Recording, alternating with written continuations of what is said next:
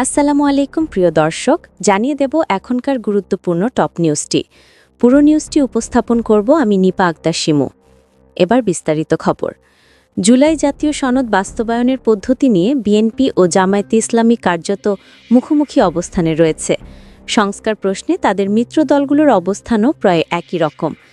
এ কারণে রাজনৈতিক অঙ্গনের সংকট আরও তীব্র হয়ে উঠতে পারে বলে আশঙ্কা তৈরি হয়েছে। এই পরিস্থিতি সমাধানে নতুন উদ্যোগ নিয়েছে গণতন্ত্র মঞ্চসহ ৯টি রাজনৈতিক দল।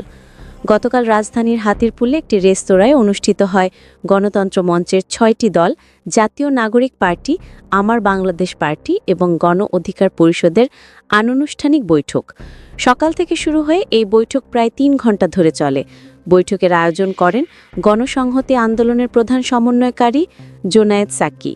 তিনি জানান, জুলাই সনদ বাস্তবায়ন নিয়ে অনৈক্য তৈরি হয়েছে, আর সেই অনৈক্য নিরসনে আলোচনার মাধ্যমে ঐক্যমত্যে পৌঁছানোর প্রচেষ্টা চলছে।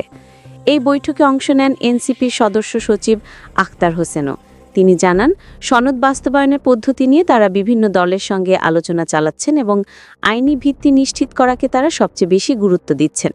সূত্র বলছে, আলোচনার দায়িত্ব দেওয়া হয়েছে কয়েকজন নেতাকে, যারা বিভিন্ন দলের সঙ্গে সমঝোতা গড়ে তোলার চেষ্টা করবেন।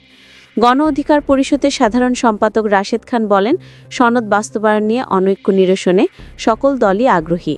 বিএনপি ও জামাতের সঙ্গেও শীঘ্রই আলোচনায় বসার পরিকল্পনা আছে।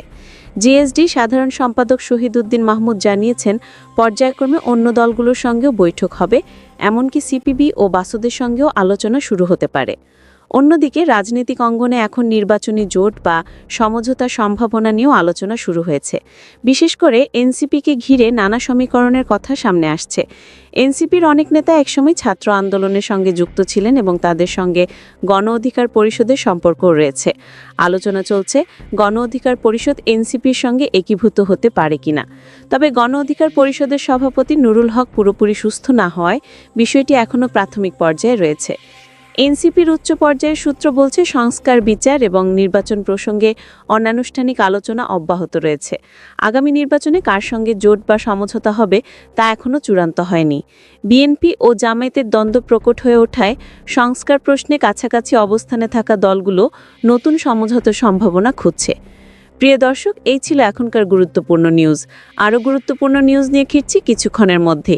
নিউজগুলো সবার আগে দেখার জন্য এই চ্যানেলটি সাবস্ক্রাইব করতে ভুলবেন না। ধন্যবাদ।